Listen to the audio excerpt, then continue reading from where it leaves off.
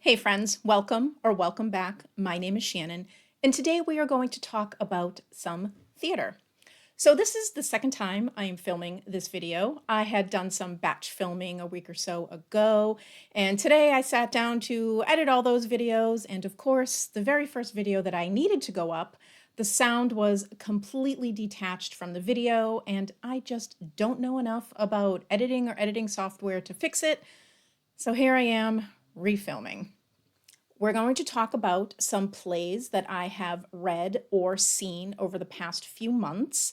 And I think I'm going to make this into a series. So maybe every quarter I sit down and talk about some theater that I've either seen or read. I studied theater in college and I was a performer pretty regularly until about 10 years ago when I started focusing on my career that actually, paid the bills. So I haven't performed in about 10 years, and maybe someday I'll get back into it. But for right now, I do love to read theater plays and I love to attend theater. As of the time of filming, I have read about 5 or 6 plays and also attended approximately 5 or 6 plays, but we are not going to talk about every single one, just a smattering. I believe I talked about a couple a few months ago in a video, possibly when I went to see Gatsby at the American Repertory Theater over the summer, so I'm not going to cover that. We're just going to talk about a few that I found very interesting. The first is The Crucible by Arthur Miller. And The Crucible is a dramatized and partially fictionalized story of the Salem witch trials from the late 1690s in Salem, here in Massachusetts. The play centers on the hysteria that erupts when a group of girls, led by Abigail Williams, accuses villagers of witchcraft.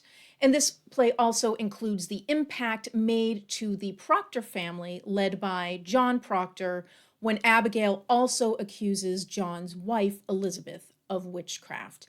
At the time of the accusations, the Proctor's marriage is currently hanging by a thread. Abigail was a servant in the Proctor household who had been dismissed by Elizabeth after it was discovered that John had an affair with Abigail. As the trials of the witches progress, the village is consumed by fear, paranoia, and a distorted sense of justice. John tries desperately to clear his wife's name, only to be accused of witchcraft himself. He is then faced with an impossible choice between confessing to witchcraft to save himself or profess his innocence and, destroying his good name. The word crucible has a few meanings. The first being a ceramic or metal container in which metals or other substances may be melted to and subjected to very high temperatures. And a second meaning could be a situation of severe trial.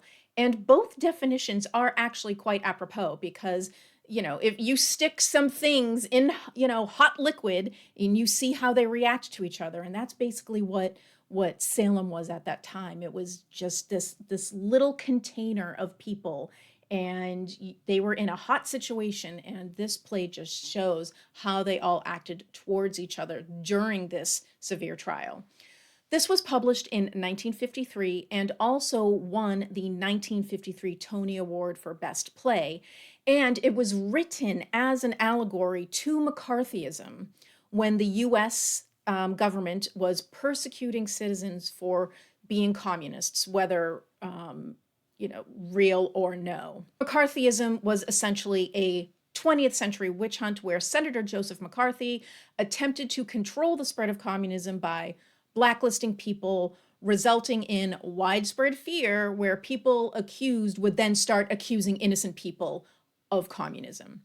Miller himself was questioned by the House Committee on Un-American Activities and then convicted of contempt because he refused to identify other people who may or may not have been communists. Miller was sentenced to a fine, a prison sentence, was blacklisted from Hollywood, and also was denied a U.S. passport.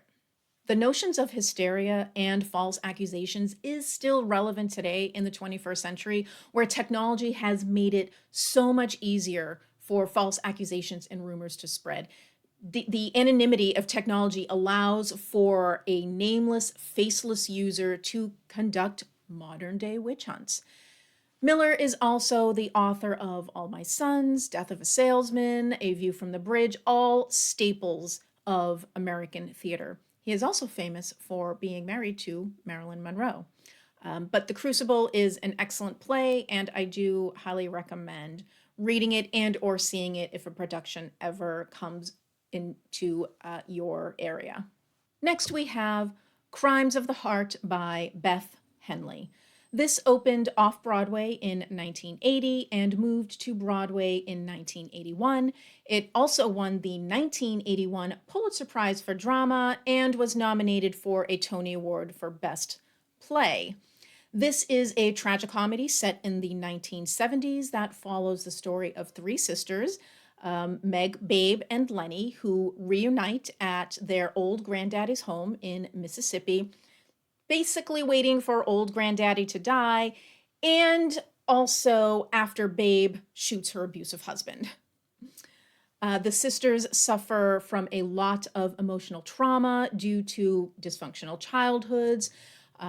So past resentments come to the surface as the sisters try to deal with relatives, old boyfriends, friends, while also trying to deal with the latest family drama caused by Babe shooting her husband.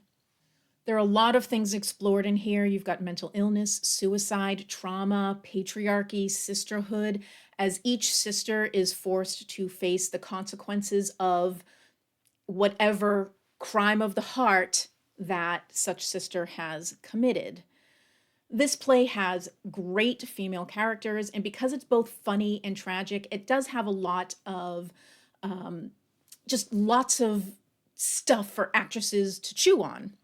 Lenny is the oldest and brings the typical eldest daughter energy and anxiety. Meg is the middle daughter who is a singer and has been around the block.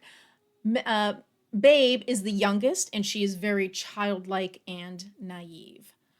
However, despite the fact that this play is great for actresses, and the reason that I read it was because I was planning on auditioning for this play for a local production that was being put on.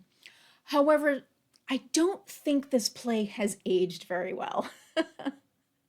There is a really problematic there's a couple problematic things in here that I just don't see flying in today's productions. And this is in regarding a situation between Babe and an underage boy of color. So the underage aspect is kind of glossed over, and instead they focus a little bit on the boy's race. And the racial aspect wouldn't be a problem if it was treated differently, as something to recognize, not a throwaway issue. They just kind of acknowledged this underage boy's existence, acknowledged that he was of color, and it was just kind of a throwaway. I was uncomfortable because it didn't seem like it was there to intentionally make me uncomfortable. Maybe it was, but I didn't get that impression. Maybe the setting of 1970s Mississippi should have given me the context needed for this racial aspect of Babe's situation, for it to be performed in the 1980s, but I'm not so sure. But even if I could get on board with, okay, 1970s Mississippi gives me the context for this racial aspect, there is still no time period that I can think of where an affair with an underage boy or girl is okay, and it was just glossed over. So it was just very strange. So Babe's crime of the heart is a literal crime. And because of that, I couldn't enjoy the play. And what I probably should have done was I probably should have emailed the director and said, hey, how are you going to handle this? How are you going to make this relevant in today's society? This just seems very, very dated.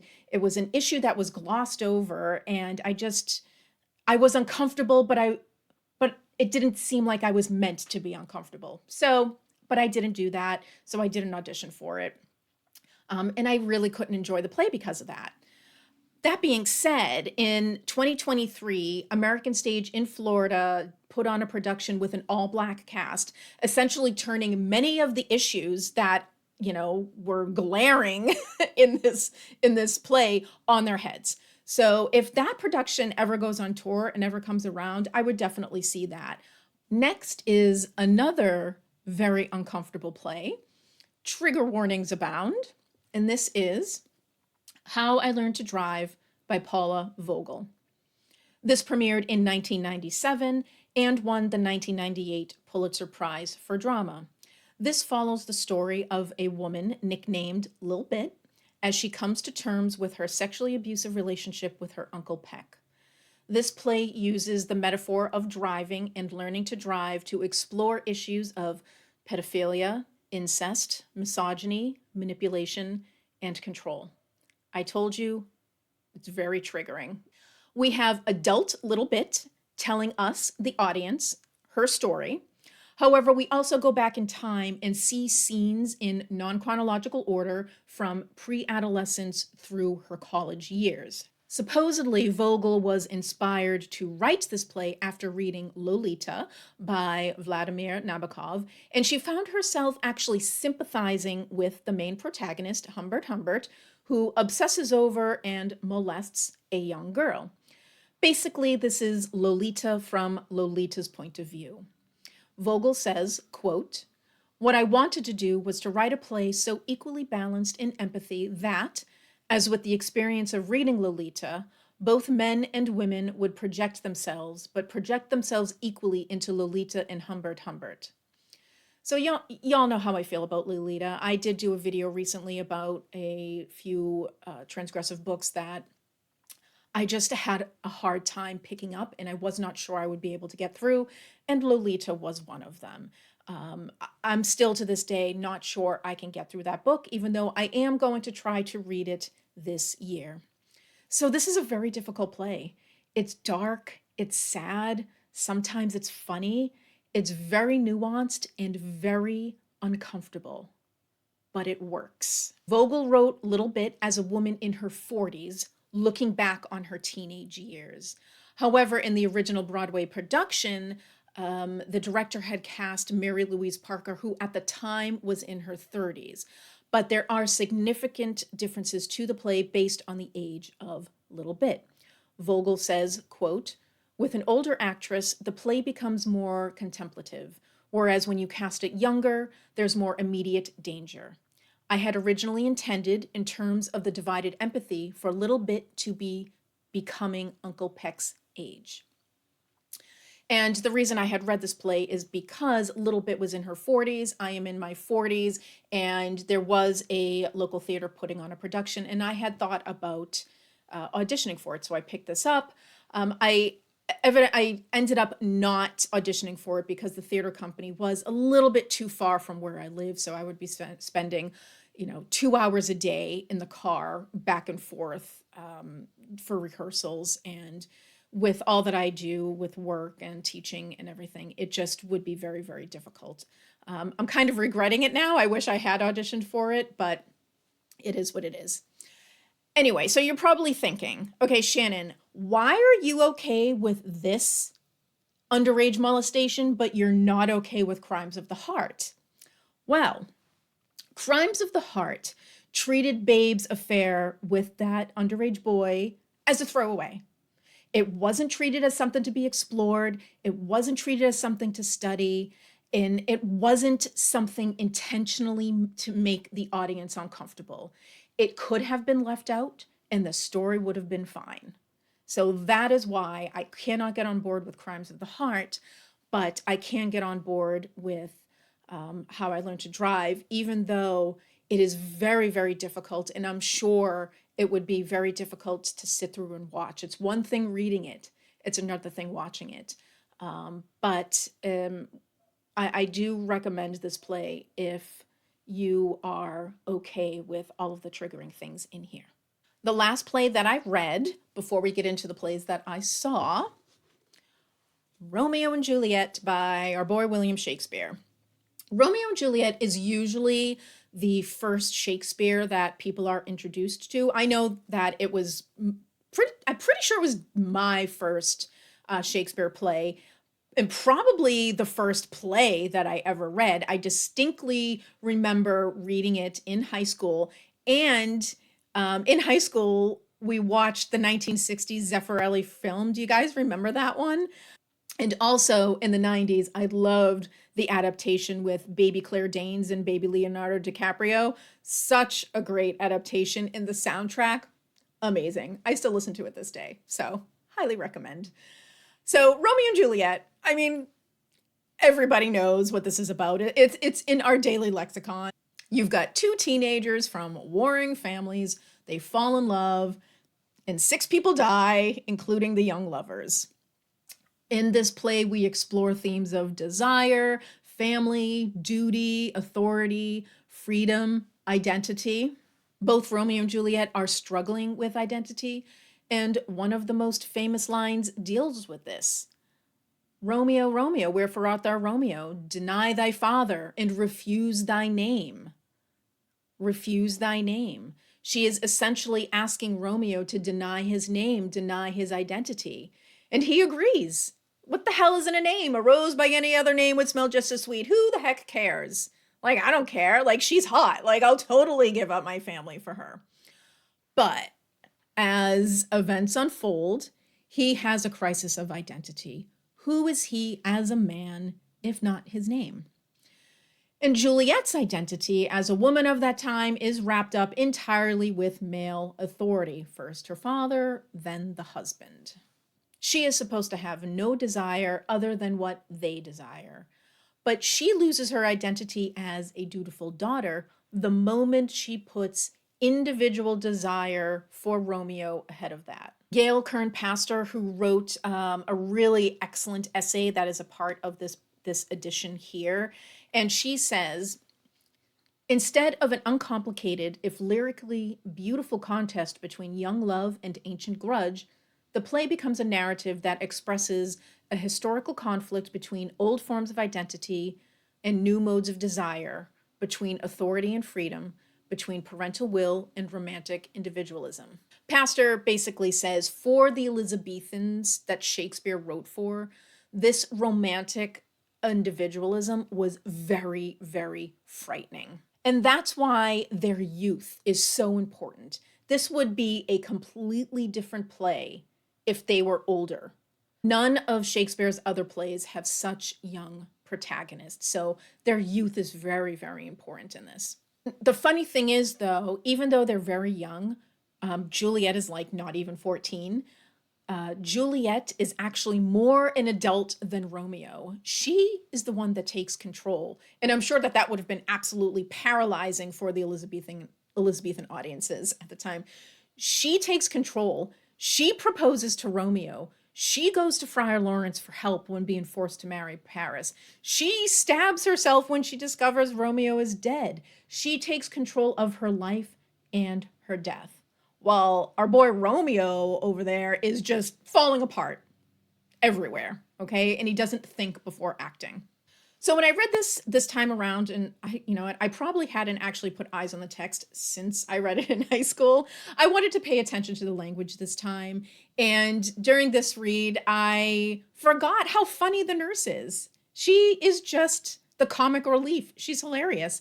And then you've got several comic scenes interspersed with the tragic, and so many sexual innuendos. Like it's just like, this is why it's a tragic comedy, because you've got, so many scenes that are funny, and then the absolute tragedy of the things that happened. So the reason I read this is because I was going to see a production that was coming through Boston called And Juliet. This is a Broadway musical that has been making the rounds, and the premise of the story is, what if Juliet didn't kill herself? What kind of life would she had? What would have been her story if she decided when she woke up, saw Romeo dead, she was like, yeah, you know what, I'm cool. I'm good, and stayed alive. So this is a jukebox musical. So you've got lots of songs from Britney Spears, NSYNC, Katy Perry. It's very, very poppy. And then they also give Juliet a non-binary best friend. The nurse is still very, very funny. Shakespeare is in here along with his wife Anne Hathaway, so they write themselves into the story as well. It was really, really cute. I really enjoyed it. However, I did find a missed opportunity to create a really great original musical. I loved the fact that they took all of these existing pop songs and fit them into the story. It was a lot of fun. And what they did with NSYNC's It's Gonna Be Me was quite hilarious, and I didn't see it coming. So, just for that, I thought that was great. But I did find myself becoming distracted by the songs and how they tried to make them fit into the story.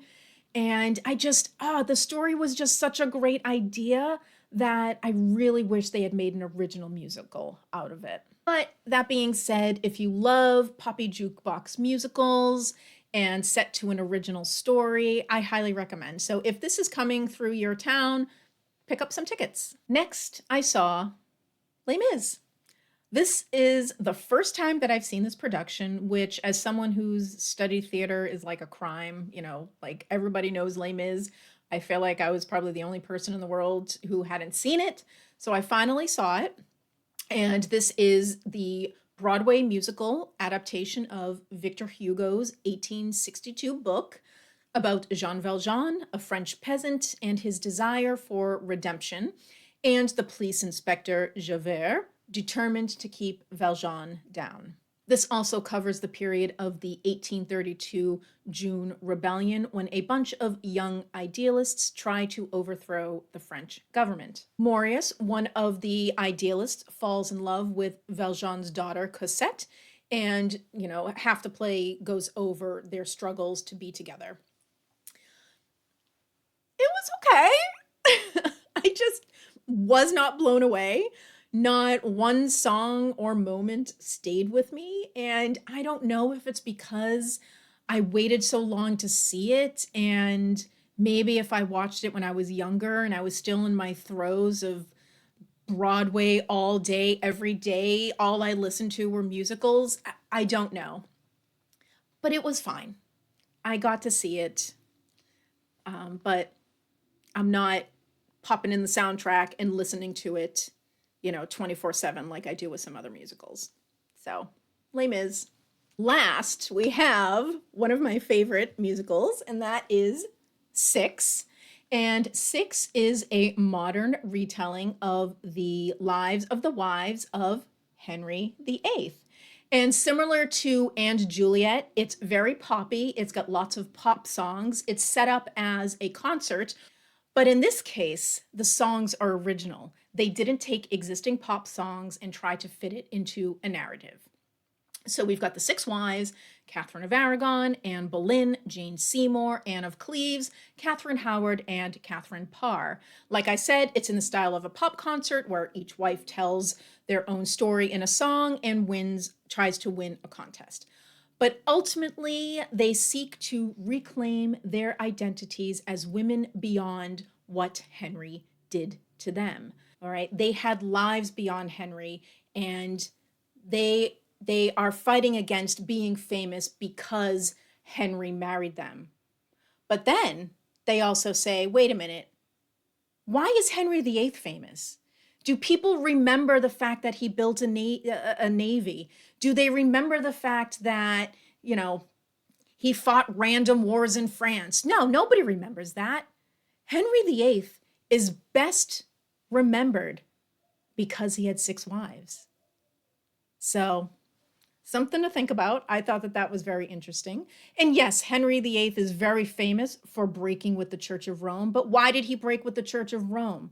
For a wife. Okay, so people don't care about Henry VIII's policies. They care that he had six wives. They care what the heck went on there. So I thought that was really interesting. I have seen this 3 times and I absolutely love it. Anne Boleyn's song and Anne of Cleves' songs are my favorite. The band is on stage with the women, and they usually consist of all women or women presenting musicians. And each queen was modeled upon a different pop star. So Catherine of Aragon was modeled on Beyonce and Jennifer Hudson, Anne Boleyn, Avril Lavigne and Lily Allen, Jane Seymour, Adele and Sia, Anne of Cleves, Nicki Minaj and Rihanna, Catherine Howard, Britney Spears and Ariana Grande, and last, Catherine Parr, Alicia Keys. Highly recommend this play if it comes through, regardless of whether you're interested in Tudor history. You don't need to know anything about the wives or Tudor history. You need to know nothing about these figures in history to enjoy this play. It is so much fun. And I sat there the whole time just cheesing because it is just such a fun play, musical. So highly recommend checking it out if it comes through your town. So that's it. 4 plays that I've read, 3 plays that I saw. I hope you found this interesting. And like I said, I'm probably going to make this into a series because I do attend lots of plays throughout the year. I hope this was interesting. But let me know what you think. Have you read any of these plays? Have you seen any of these plays? What plays are you interested in? Let me know. I would love to hear from you. Thank you so much for joining, and have a great day. Bye.